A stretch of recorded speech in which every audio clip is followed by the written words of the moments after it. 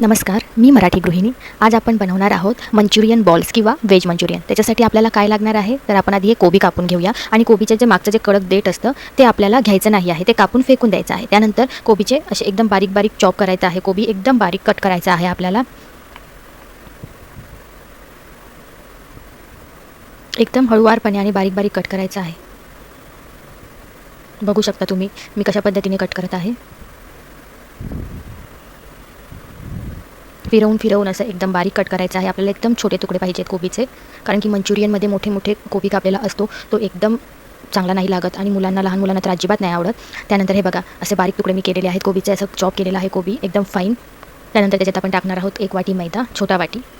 त्याच्यानंतर 1 वाटी आपण टाकणार आहोत त्याच्यामध्ये कॉर्नफ्लॉर. कॉर्नफ्लॉर टाकायचं आहे. त्याच्यानंतर थोडंसं तिखट मी कमी टाकलं आहे, कारण की माझा मुलगा छोटा आहे तर त्यालाही खाता येईल म्हणून.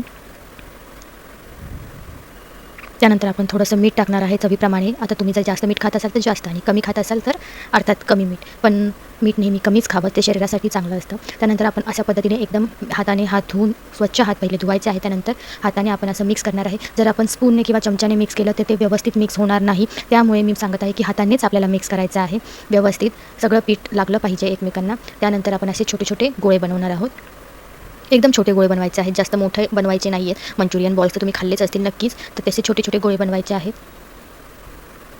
माझ्या एवढ्या पिठामध्ये किंवा एवढ्या कोबीमध्ये जवळजवळ 12 ते 15 मंचुरियन बॉल्स झाले होते.